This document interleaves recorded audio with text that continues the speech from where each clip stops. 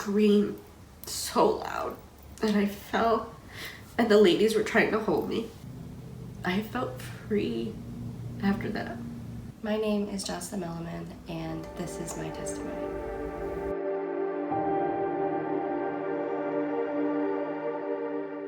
Growing up, me and my sisters, I have 2 older sisters. Oldest is Samantha, and the middle child is Ariel. I'm the baby in the family. Growing up, we didn't go to church all the time. We went once in a while with our parents.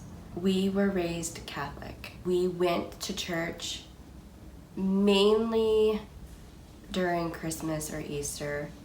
We were that type of family. There were once in a while, like once in a blue moon, we would go to church that was not on a holiday, but it wasn't very often. I remember when we would go to church with our parents, you know, when you're a kid, you're bored in church, you're sitting there. And I remember me and my sisters, we would giggle or we would do something and we would end up getting the stare from our parents, like sit down and be quiet kind of stare.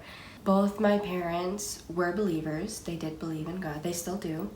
I remember a memory being when I was younger. We lived in Carthage at the time. My father was in the military. He was in the Army.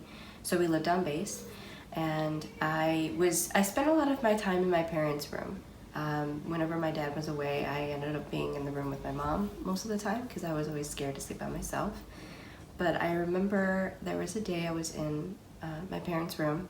I was lying in their bed, and the very first story that I remember my mom telling me as a kid about Jesus was about the woman who washed Jesus' feet with her hair. And I remember her telling me that story and telling me how he had died for our sins. And I didn't really understand what that meant, but just the fact of knowing that someone had died for me, I was crying. I don't know if my mom remembers that or not, but that is one of the first memories I have of being told something about Jesus. As me and my sisters got older, I remember my parents enrolling us into Sunday school. So every Sunday we went to school, we went to the church, and I remember having these big, bulky children Bibles. I can picture it in my head right now. We would have to bring it with us, and it was in a Catholic church, and we did this to get baptized. The only one that had gotten baptized when she was a baby was my oldest sister, Samantha. Me and Ariel did not get baptized. I don't remember much of it. I just remember being bored out of my mind. I was 12 when I got baptized for the first time. We ended up taking a group picture. My father wasn't there at the time. Like I said, he was in the military. So I have a picture of me, my sisters, and my mom. We end up having these like Catholic sashes over us. Fast forwarding, when we got even older, we kind of stopped going to church altogether. We didn't really go during Christmas or Easter as much. I still believed in God even though I didn't go to church, but I feel like mainly the only reason I believed was because my parents believed, because that's the way that they had raised us. Just like any teenager, I made a lot of mistakes growing up, and I definitely gave my parents a run for their money as a teenager. So Mom and Dad, if you're watching this, I apologize for all the havoc that I caused you, and just know that I love you and I appreciate all that you've done for me. Growing up in high school, I was bullied a lot. I didn't have too many friends, and when I did, I kind of kept them close to me as much as I could. And it got easier as I got to my senior year. I wasn't bullied as much in my senior year. I just remember, being thankful that I was almost done with school. I do remember in my senior English class, my English teacher, Mr. Papanuck, I still remember his name. He was the sweetest man ever. I remember he gave us a project to do, an assignment where we had the choice of either doing a PowerPoint or just bringing something in as like a presentation. And I remember this one boy in my class, he was Russian. He brought the Bible with him into class. And I remember him talking to us about how the reasons why we should read the Bible and how God is always there. Thinking about it now, I feel like it was a sign at that time to get me to come back to God, but I didn't see it that way because at that point I was 18 maybe 19 years old, and like I said, I did a lot of things that I'm not proud of that really pushed me really far away from God. I do wish that I had a closer relationship with God at that age, but I know that everything does happen for a reason, and I wouldn't be where I am today if those things didn't happen. When I went to college, I enrolled in NBCC in upstate New York. That is when I was really far from God. College is so different from high school in so many ways, but one of them mainly is just everyone is just so open-minded. They're literally open to anything. I met one of my really good friends in college, and we did party a lot. I tried weed for the first time. I gave into temptation with my flesh a lot. It wasn't good. Being in college though, one of my professors in English class, again, she gave us this poem. She handed out to everybody. And this poem had to do with Adam and Eve. And it was a poem about how Eve saw her reflection in the water, and she didn't know who it was. She didn't know it was herself. She thought it was another person. But she was so captivated by the beauty of this person that she tried to be with that person. So she jumped in the water, and we had a class discussion about it, and a lot of people were saying how she was lesbian. We just had this whole huge discussion. And you know, when you're young and you hear how everyone else is talking, and you know you're that far from God, you start believing what they're saying. And so I was starting to think like, well, what they're saying makes sense. Like, this is crazy. And of course, at the time, I had not read the Bible. I'd never picked up the Bible at the time, never read it. I knew of the story of Adam and Eve because of my parents and obviously word of mouth from other people, but never fully knew the whole story. My second semester in college, I had the same English professor, and this time she gave us an assignment where we could pick a song, any song of our choice, whether it had cursing in it or not, and we would listen to each song and we would discuss it as a class, what we thought it meant. The song that I chose was a song called Same Love by Macklemore and Ryan Lewis, because at the time I was on this kick where I was thinking in my head, well, God is supposed to love all of his children, and how could he hate his child who may have love for the same sex? In that song, they have that verse in the Bible, love is patient, love is kind. And again, there was this kid in my class. He was a big believer in God, and he was very open about it. And as we were discussing this song that I had chose in class, there were a few people that had agreed with me. And then there was him. He was a big believer in God and was like, that's not the God that I know, you know? And looking back at it, I agree with him, because that's not the God that I know now. He loves all of his children. So fast forwarding a little bit more, I felt myself slowly starting to think of God again in my mind. I was thinking of him from time to time, but I wasn't still fully there yet. I remember always saying the Our Father prayer, and especially when I found out I was pregnant with my daughter, because I wanted so badly to grow a family with my now husband. At the time, he was my boyfriend, but it took a while for us to get pregnant. So when I did find out that I was pregnant, you know, still having God on my mind, I said the Our Father prayer a lot. When we got married, I knew that I wanted to either have our wedding either in like a beach setting or at a really nice park with a lot of flowers. I didn't want to get married in a church. Thinking about it now, I wish that we did. We ended up saying the Our Father prayer at our wedding as well, before we said our vows. Fast forward again to about 2019.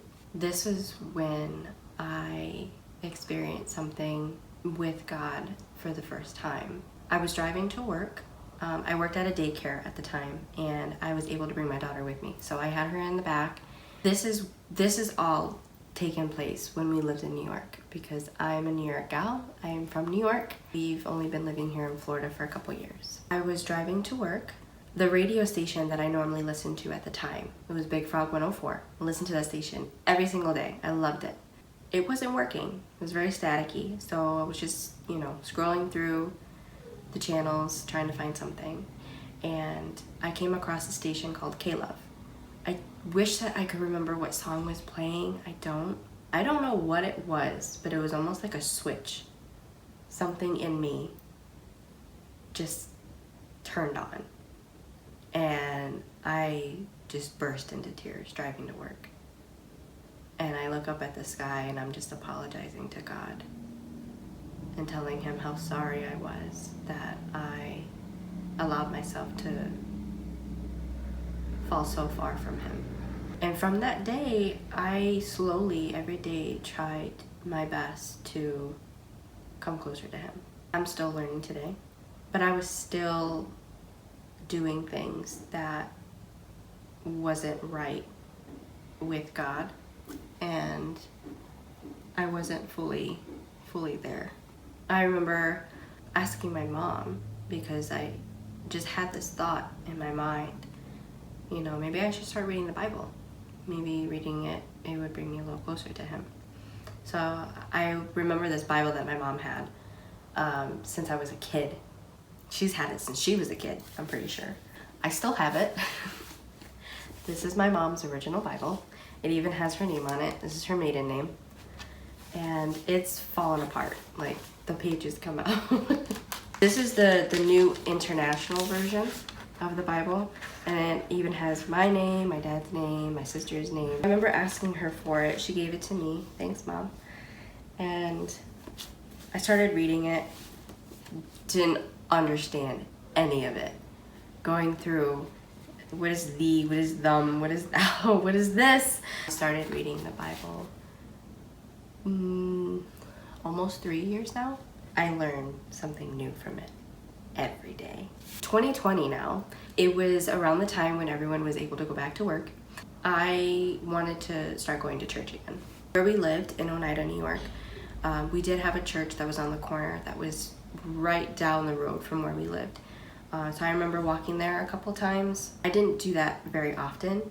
I eventually ended up coming across, and it's bizarre how it even came across my news feed, because I wasn't searching churches. I knew that there was a church down the road from where we lived because we drove by it all the time. But I remember I was making breakfast and I was on my Facebook feed, and this church video randomly popped up called Elevation. I start listening and they were playing music, and I really liked the music that they were listening to because I had been listening to K-Love. Listening to their songs, I was blown away. I was like, this music is so good, I love it. So I'm listening to it, and the pastor came on and he was talking, and I wish I could remember the sermon that I had watched for the first time. But what he was saying was so powerful. And from then I was hooked. I started watching it every Sunday. We ended up moving in 2021. It was really hard for me because I did not want to move here. My husband did, and we're married, so I'll go where you go. I'm really close with my mom. So leaving her, it was hard, but she kept reassuring me, I'm fine, call me anytime, it'll be okay. We ended up moving here, and we lived here for a few months at the time until I found out that there's an Elevation Church here in Orlando. And I was like, no way, like I was so excited. I didn't wear any makeup that day because I knew for sure that I was gonna cry. And when you first pull up, at the time here in Orlando, they had their church at the Freedom High School before they got a lease and got their own church, which is awesome. They have a sign that says, if you're new here, put your hazard lights on. So that's what I did. And this gentleman came up to me and he started talking to me, and he's like, oh, welcome, like you're new here. And I already immediately just felt this heaviness on my chest in the best way possible But I immediately, my eyes just started watering. And he's like, well, we welcome you. They were so kind. They were so welcoming. And he's like, you're a VIP and go ahead and park. And I got to park up front. I get in there and the worship music comes on. And there's just something about being in church that is so powerful that it just overtakes you. And that truly is the Holy Spirit in the presence of God. And I'm just bawling my eyes out listening to this music. So thankful to be there. And at the end of the service, they do this all the time. And they ask anyone who is coming back to God or wants to start a new relationship with him. We say a prayer together as a church family. And then they ask you to raise your hand at the end. And they give you a Bible. This was in 2021. And I got an Elevation Bible. And it's pretty dirty. It's like, it's falling apart. It's almost like my mom's, but mine's still attached. And I read it every day. I take so many notes and highlight it. And I bring this bad boy with me everywhere. And I have a little black backpack and I put it in there and I carry it everywhere with me. It's just, I love it. And I love God's word. It's beautiful. I think it was about a month later, because we moved in June. So I think it was about maybe the end of July, beginning of August, I decided to get baptized again, because I felt that because I had come back to God, I felt it was only right to get baptized again. And that was the best decision that I ever made. Elevation, it is Christian church. And although I was raised Catholic, I don't like to think of myself as either Catholic or Christian.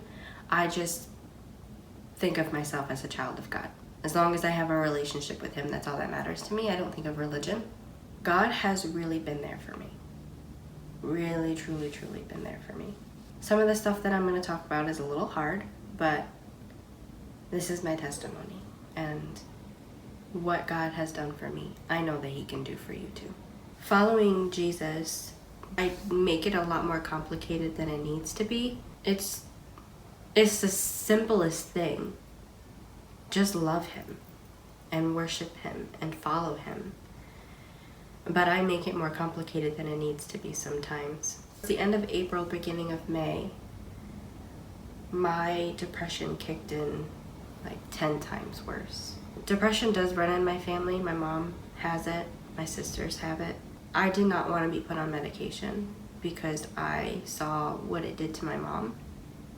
And she even admitted to me how it felt for her.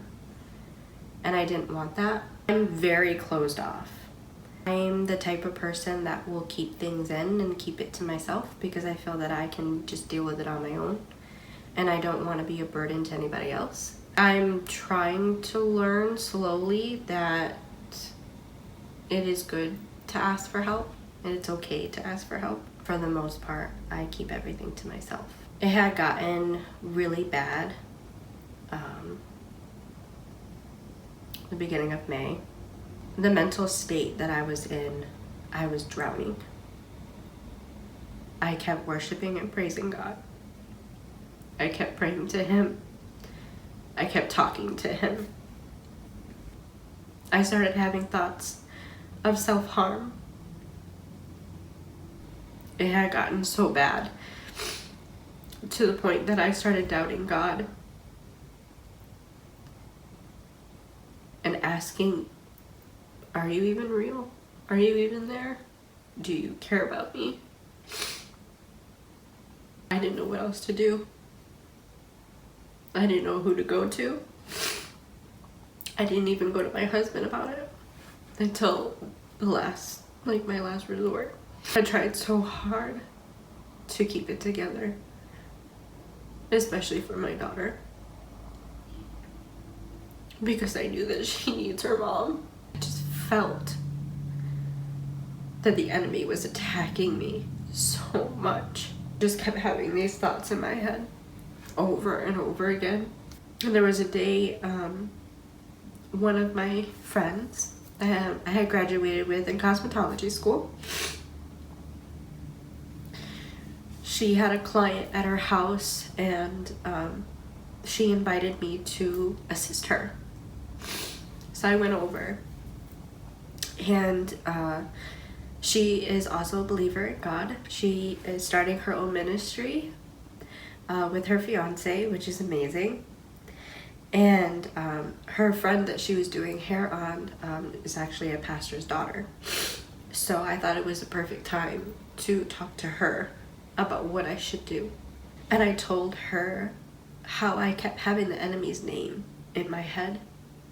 She stopped and looked at me and she said, "You need to rebuke that." I didn't know how. I had asked her about what church she goes to, and she invited me. And she's like, there's going to be a guest speaker there.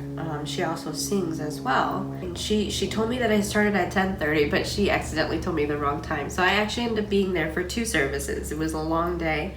But I felt that I was meant to be there for both those services.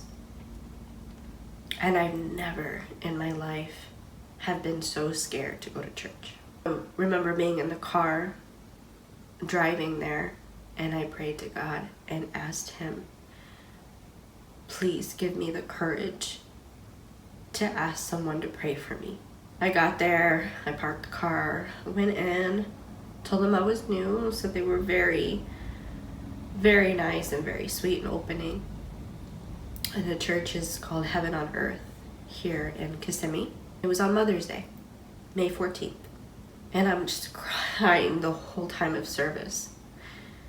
And I just felt my chest was so heavy. Just felt like this pressure that was on me. And it wouldn't leave me alone.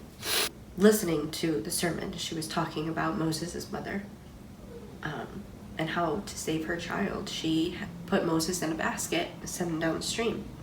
But God was with her and with Moses through those difficult times. And she had said that the only thing that the enemy is here for is to kill, steal, and destroy. The 11:30 service came, and my friend that invited me, she showed up, and her grandmother were there. They sat next to me. And during that second service, I wish I had the footage, because the church records. I don't have it, unfortunately. But the preacher, she was walking back and forth, kind of where I was sitting. And she had been praying for a lot of people during the first service. She would see that they, were distraught or upset, and she would put her hand over them and say a prayer. She saw me. I was crying my eyes out. She came to me. And she said, "Mama, come over here." So she walked me up to the pulpit. And some of the other women that were at the church, they end up taking these silk scarves, and they wrapped it around me. And the preacher, she had her hand on my back. She was saying a prayer.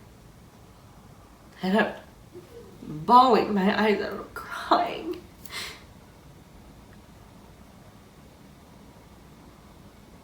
And she wasn't doing it hard, but she starts hitting my back.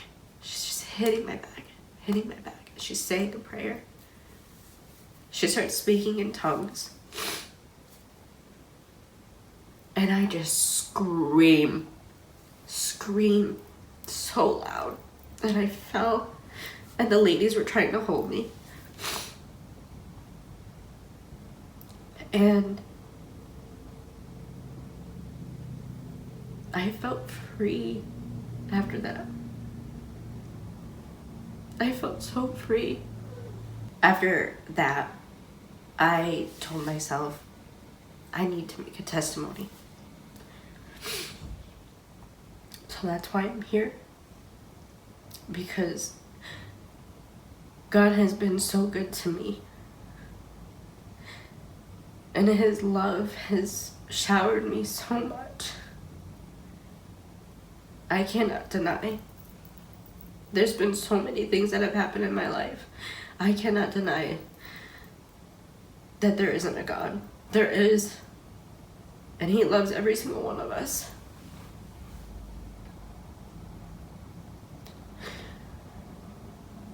I am not deserving of his love, and I know that. I'm still learning and growing every day, trying to do right by him. I still fall short of him, but he still shows me his grace and his mercy every single day. I still have hard days. Not every day is going to be easy, but I do know having God with me has helped me so much to fully put my trust and faith in him and know that he's in control. Has helped me so much. I still have doubt. I still get anxious. I still have thoughts in my head, but once I pray in his name and bring everything to the feet of Jesus, that's when I just feel this peace that washes over me. I don't hinder my daughter of God. The same way that I remember my mom telling me stories of Jesus is the same way that I want my daughter to remember. I tell her stories of God, and I talk to her, and I always tell her that anytime she's feeling afraid or scared, she can always go to him. And she was with me at church one day, and we went to Elevation. They have what's called e-kids. It's kind of like a daycare where you could drop your kids off and then you can attend the service. She didn't want to go. So she didn't want to go to the e-kids. So I told her, I said, okay, well, you can come with me then to the service. But if you do, you can just, behave. She was listening intently, trying to sing the songs with me. And at the end of the service, when we said the prayer together, she gave her life to Jesus, and she raised her hand, and she got her own little Bible, and she was so excited. And she told me she wanted to get baptized as well. And I told her, I was like, it's just like when mommy got dunked in the water, that's what they're gonna do with you. And she's like, okay. She was all for it. So that's what we did.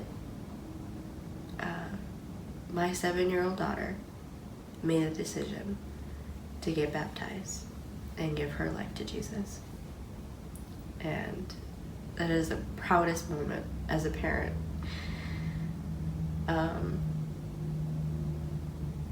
She has such a kind heart. And I know that she will do great things someday. Just like the preacher had said, how the enemy is only here to kill, steal, and destroy.